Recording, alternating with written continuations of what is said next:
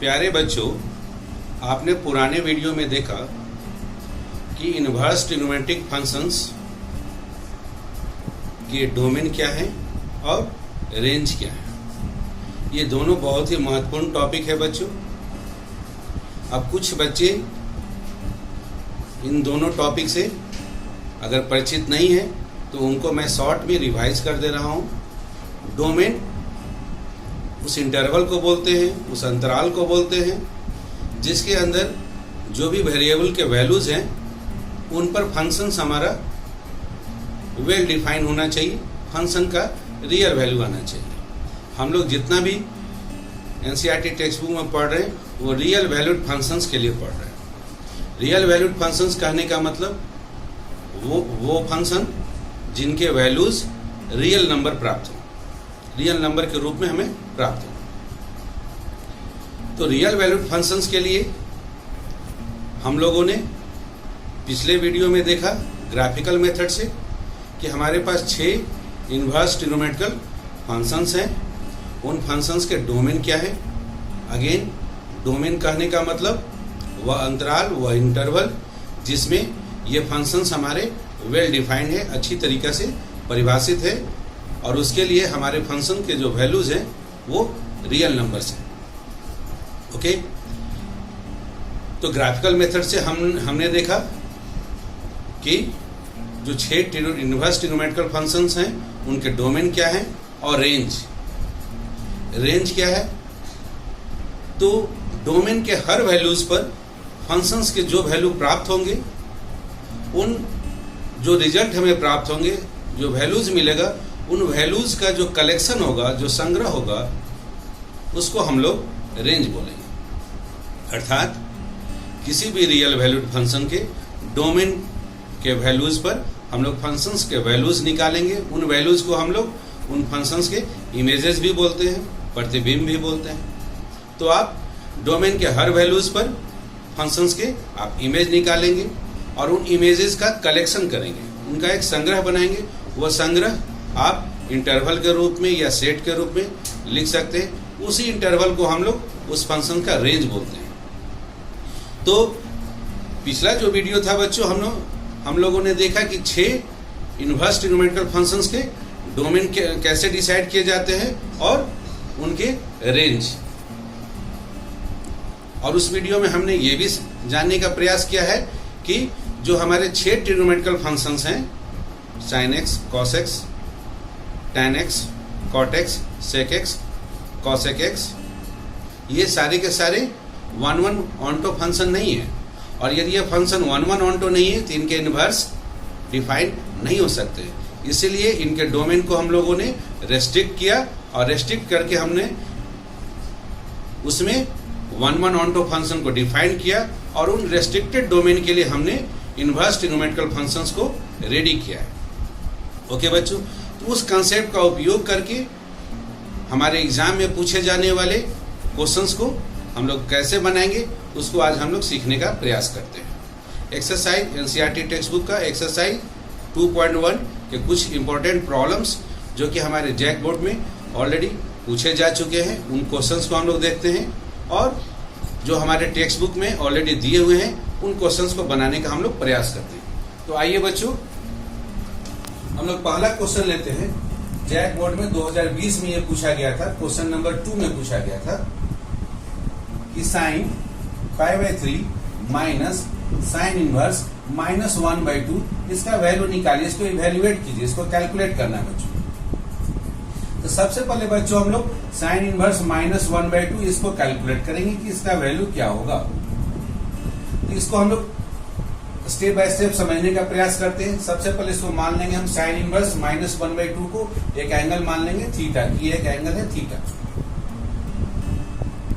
अब दोनों तरफ क्या लेंगे बच्चों, दोनों तरफ हम लोग साइन फंक्शंस अप्लाई करेंगे, लेफ्ट हैंड साइड में और राइट हैंड साइड में दोनों तरफ। तो राइट हैंड साइड में तो साइन थीटा हो गया, इधर हो गया हमारा साइन इनवर्स -1/2।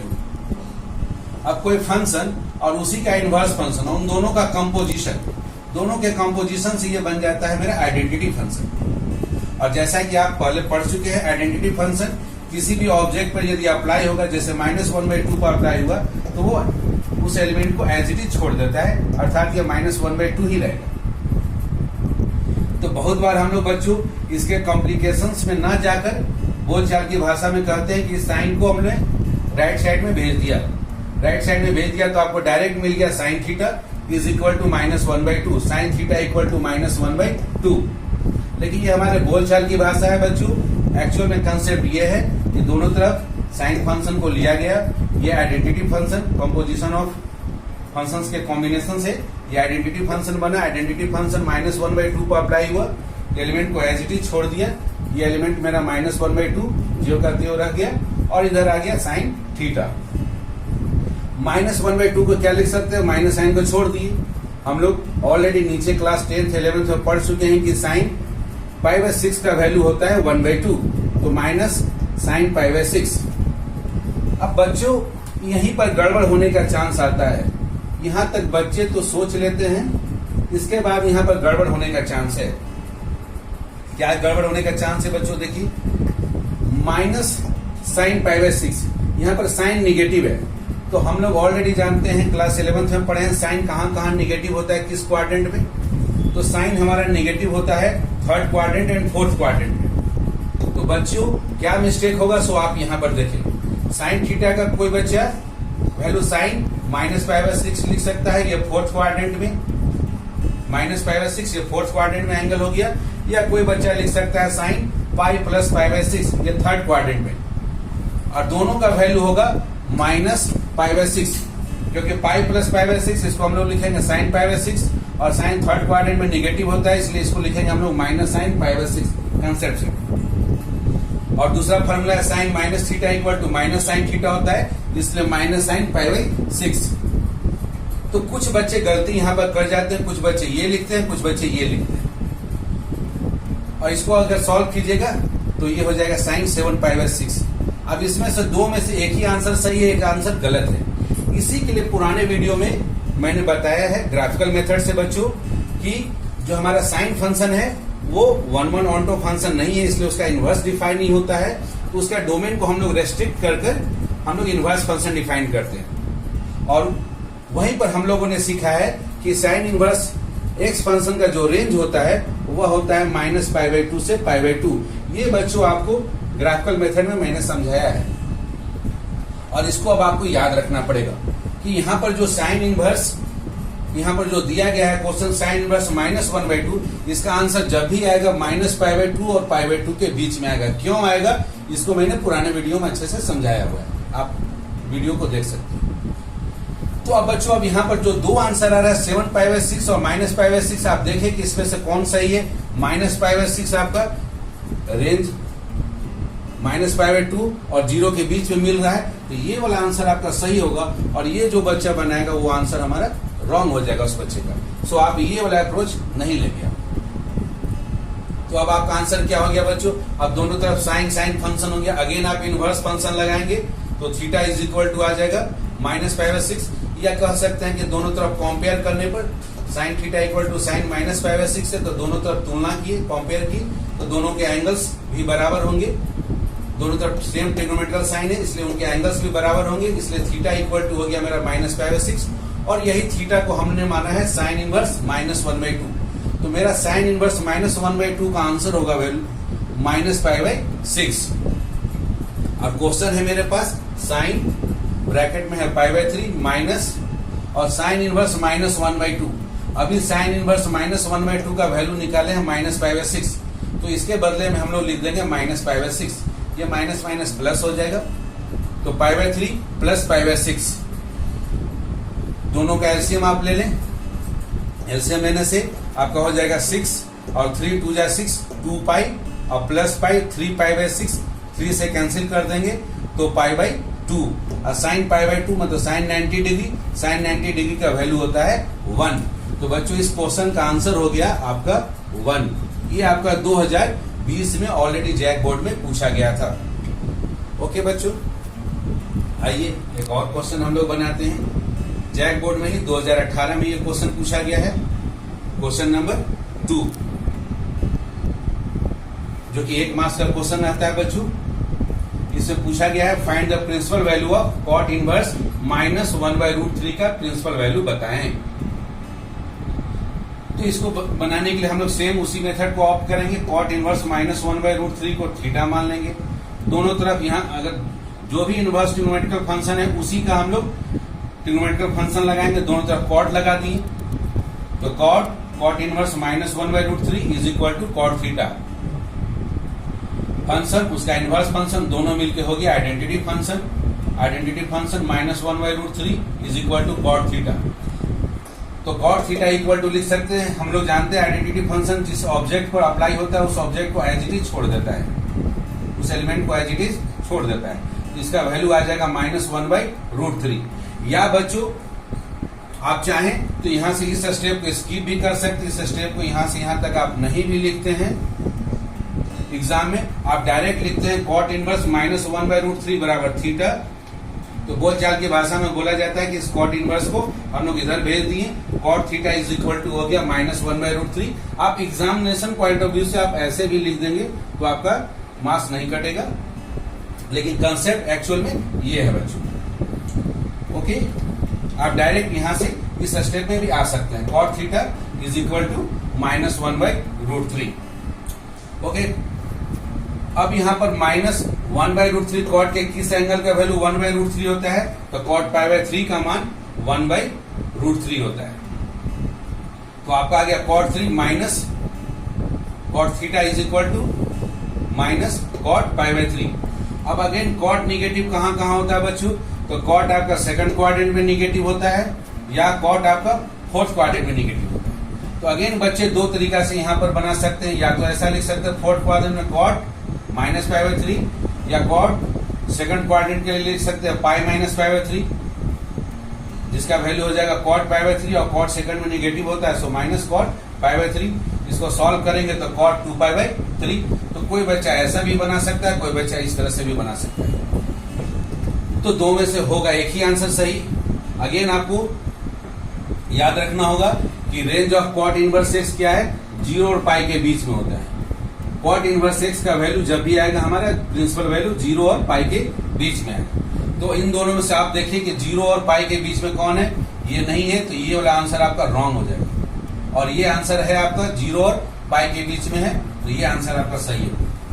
तो यहां से हम लोग कॉट 2π/3 इधर कॉट थीटा है, दोनों तरफ हम लोग कंपेयर करते हैं। सेम ट्रिग्नोमेट्रिकल साइन है, cot theta equal to cot 2π/3।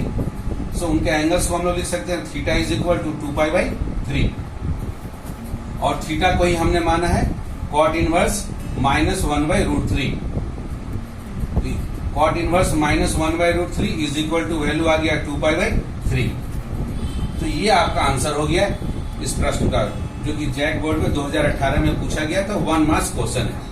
अब 1 मार्क्स क्वेश्चन रहेगा बच्चों कॉम्पिटिटिव एग्जाम में या जैक बोर्ड में पूछा जाएगा, तो उसके लिए आप ऐसा करेंगे कि cot inverse -1/√3 is equal to theta. इसके बाद डायरेक्ट स्टेप में आप लिखिएगा कि कॉट को उधर आप जो भेज दिए हैं कॉट थीटा इक्वल टू -1/√3 और उसके बाद cot theta is equal to minus cot π/3 यहां तक आप लिखेंगे। और यहां तक लिखने के बाद आप इसको याद रखेंगे बच्चों कि कॉट इनवर्स एक्स का रेंज होता है 0 और पाई के बीच में, और डायरेक्ट केवल ये आंसर लिखेंगे। इस आंसर में आप कंफ्यूज मत होइएगा। ये आपको समझाने के लिए, कंसेप्ट देने के लिए आपको बता दिया गया। इस आंसर में आप फंसने से बचिएगा। आप डायरेक्ट इसमें लिखिएगा कॉट π-π/3। यदि आपको याद है तो केवल आप इसी स्टेप में जाइएगा जो कि कॉट 2π/3 आएगा, और यहां से आप निकाल सकते हैं कि थीटा का वैल्यू 2π/3 होगा, अर्थात कॉट इनवर्स -1/√3 का आंसर 2π/3 आएगा। आइए एक और क्वेश्चन बनाते हैं बच्चों। जैक बोर्ड में ही पूछा गया है 2017 में, क्वेश्चन नंबर 2 में 1 मार्क्स का क्वेश्चन। सेम क्वेश्चन आपके एनसीईआरटी टेक्स्ट बुक का ही है बच्चों, 2.1 एक्सरसाइज का है, क्वेश्चन नंबर 10 है। इसको भी सेम उसी तरीका से बनाना है। Find the principal value of cosec inverse -√2। इसका प्रिंसिपल वैल्यू आपको निकालना है। तो अगेन आप कॉसेक इनवर्स -√2 को मान ले थीटा, दोनों तरफ कॉसेक ले लें। कॉसेक इनवर्स -√2 बराबर कॉसेक थीटा।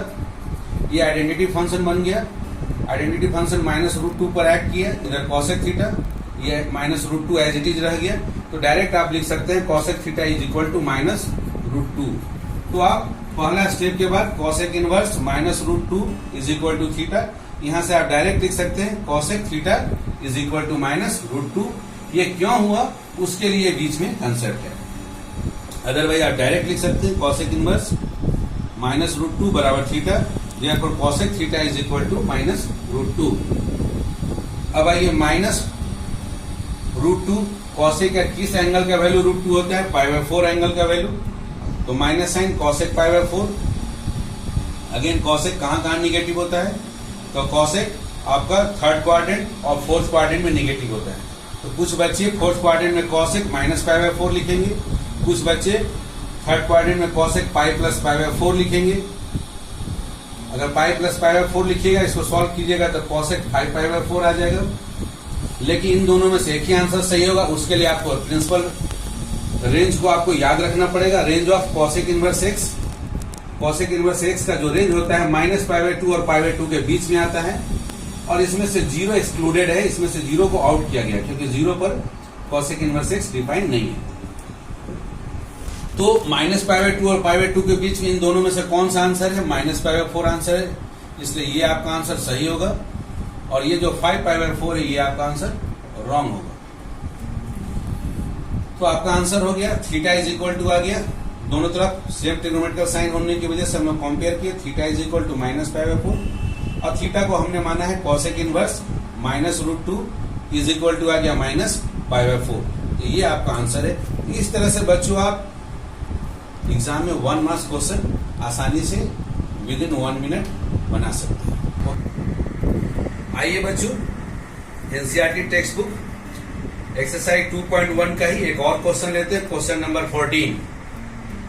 ये एमसीक्यू क्वेश्चन है, कंपटीशन वगैरह में भी पूछा जाता है। Find the value of tan inverse √3 minus sec inverse -2। यहाँ दो इनवर्स ट्रिग्नोमेट्रिक फंक्शन है, tan इनवर्स √3 और दूसरा है सेक इनवर्स -√2। तो दो क्वेश्चन मिक्स किया गया है, दोनों क्वेश्चन को स्टेप बाय स्टेप हम लोग बनाएंगे, फिर दोनों को हम लोग मिक्स करेंगे। पहला हम लोग मानते हैं tan inverse √3, let tan inverse √3 is equal to theta मान लेते हैं। अब दोनों तरफ tan लगा दिए, तो tan inverse √3 is equal to tan theta. Function inverse function दोनों का कंपोजिशन आइडेंटिटी फंक्शन बन गया, आइडेंटिटी फंक्शन I एक्ट हुआ √3 पर is equal to tan theta. So tan theta का वैल्यू हो गया √3, आइडेंटिटी फंक्शन जिस पर एक्ट होता है उसको एज इट इज छोड़ देता है। अब पहला स्टेप से डायरेक्ट चाहें तो आप यहां पर लिख सकते हैं tan inverse √3 is equal to theta, therefore tan theta is equal to √3।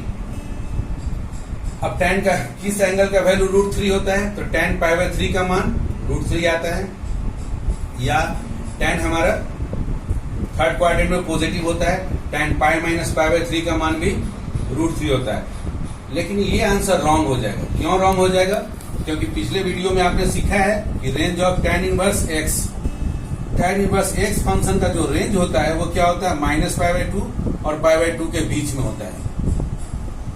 यदि -π/2 और π/2 के बीच में होता है तो π/3 आपका करेक्ट आंसर है, और इसको सॉल्व कीजिएगा तो ये आ जाएगा आपका 2π/3, 2π/3 π/2 से आगे चला जाएगा, इसलिए ये आंसर आपका रॉन्ग हो जाएगा। तो आप इसको अप्रोच नहीं करेंगे, इसको आप नहीं बनाएंगे। क्यों नहीं बनाएंगे, क्योंकि आपको याद रखना होगा कि range of tan inverse x -π/2 से π/2 होता है। इसीलिए रेंज निकालने का जो मेथड है बच्चों, मैंने ग्राफिकल मेथड से पिछले वीडियो में बताया है, ताकि किसी को कंफ्यूजन ना हो कि रेंज हम इतना ही क्यों लेंगे, उसमें आपको विस्तार से समझाया गया है। ओके, इसको हम लोग छोड़ देंगे। तो हमारा वैल्यू हो गया tan थीटा बराबर tan π/3। दोनों तरफ कंपेयर करेंगे ट्रिग्नोमेट्रिकल, दोनों तरफ tan थीटा है, ट्रिग्नोमेट्रिकल रेशियोज को कंपेयर करेंगे, दोनों तरफ tan है इसलिए थीटा का मान π/3 आएगा, और थीटा को ही हम लोग क्वेश्चन में माने हुए tan इनवर्स √3, तो tan इनवर्स √3 का मान आ गया मेरा π/3। ये एक वैल्यू हमने निकाल लिया, एक पार्ट कंप्लीट किया। अब दूसरा पार्ट बच्चों सेम अप्रोच से बनाएंगे।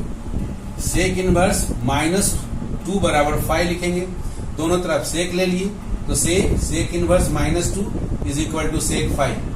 ये आइडेंटिटी फंक्शन बना, -2 पर एक्ट हो गया, ये सेक 5। अब सेक फाई का वैल्यू हो गया -2, क्योंकि आइडेंटिटी जिस ऑब्जेक्ट पर एक्ट होता है ऑब्जेक्ट को एज इट इज छोड़ देता है, तो माइनस सेक पाई बाय 3, क्योंकि सेक पाई बाय 3 का वैल्यू होता है 2। अगेन यहाँ पर सेक नेगेटिव है बच्चों, तो सेक को नेगेटिव आप दो क्वाड्रेंट में कर सकते हैं। सेकंड क्वाड्रेंट के लिए इसको लिख सकते हैं सेक पाई माइनस पाई बाय 3, और अथवा आप लिख सकते हैं थर्ड क्वाड्रेंट में भी सेक नेगेटिव होता है, आप लिख सकते हैं सेक पाई प्लस पाई बाय 3। लेकिन इन दोनों में से एक ही आंसर सही होगा बच्चों। कौन सा आंसर सही होगा? तो इसको सॉल्व कीजिएगा आप, तो ये आ जाएगा आपका सेक 2 पाई बाय 3। इसको सॉल्व कीजिएगा आप, तो ये आ जाएगा आपका सेक 4 पाई बाय 3। अब इसमें से एक आंसर सही है, तो उसी के लिए बच्चों पुराने वीडियो में बताया गया कि आप सेक इनवर्स एक्स का रेंज क्या होता है। सेक इनवर्स एक्स का रेंज होता है 0 से पाई क्लोज इंटरवल में, और इन दोनों के बीच में पाई बाय 2 पर sec inverse x function defined नहीं, इसलिए पाई बाय 2 एक्सक्लूडेड है। अर्थात जितना भी सेक इनवर्स एक्स का आंसर होगा वो 0 और पाई के बीच में आना चाहिए। तो इन दोनों आंसर में से आप चेक कीजिए कि कौन आंसर हमारा 0 और पाई के बीच में है, 2 पाई बाय 3 है, तो ये आंसर आपका सही होगा। और ये अप्रोच करेंगे तो आपको गलत हो जाएगा, तो इसको आपको नहीं बनाना है इस तरह से। अब दोनों तरफ कंपेयर किए सेक फंक्शन को, तो फाई इक्वल टू लिख सकते हैं 2 पाई बाय 3, और फाई को ही हमने माना है सेक इनवर्स -2, इसलिए सेक इनवर्स -2 का माना गया 2 पाई बाय 3। दोनों वैल्यू हमको प्राप्त हो गया। tan इनवर्स √3 का मान पाई बाय 3, सेक इनवर्स -2 का मान 2 पाई बाय 3। अब दोनों वैल्यू को हम लोग क्वेश्चन में रख देते हैं। tan inverse √3 minus sec inverse -2, तो tan इनवर्स √3 का मान रख दिए pi by 3 minus sine, sec inverse -2 का मान रख दिए 2 पाई बाय 3। एलसीएम ले लिए 3 पाई माइनस 2 पाई, ये आ गया मेरा माइनस पाई बाय 3। अब ये जो माइनस पाई बाय 3 है, 4 आंसर है हमारे पास। क्वेश्चन नंबर 14 में 4 आंसर है, जिसमें कि आंसर बी में है माइनस पाई बाय 3, इसलिए आंसर बी हमारा करेक्ट आंसर होगा बच्चों। और बच्चों ये आपको डिस्क्रिप्टिव मेथड बताया गया है, मतलब डिटेल में समझाया गया है कि किस तरह से आप प्रॉब्लम को सॉल्व करेंगे। कॉम्पिटिटिव एग्जाम में बच्चों कुछ स्टेप्स यहाँ पर आप स्किप करेंगे। क्या स्टेप स्किप करेंगे वो आप समझ लें। सेक इनवर्स -2 बराबर 5 लिखा है, तो यहाँ से आप डायरेक्ट लिखेंगे सेक 5 बराबर -2। ये स्टेप पे आप डायरेक्ट आ जाएंगे, कोई प्रॉब्लम नहीं है, आपको नंबर नहीं कटेगा। और इसके बाद आप इस स्टेप में जाएंगे ही नहीं। क्यों? क्योंकि उसके लिए आपको याद रखना होगा range of sec inverse x क्या होता है, 0 और पाई के बीच में होता है, जिसमें कि पाई बाय 2 एक्सक्लूडेड है। जब ये याद होगा तो इस स्टेप में आप सोचेंगे ही नहीं, आप केवल इस स्टेप को सोचेंगे। और इस स्टेप को जैसे ही सोचेंगे तो 5 बराबर डायरेक्ट आप लिख देंगे 5 बराबर 2 पाई बाय 3। तो इससे क्या होगा कि आपका समय का बचत होगा।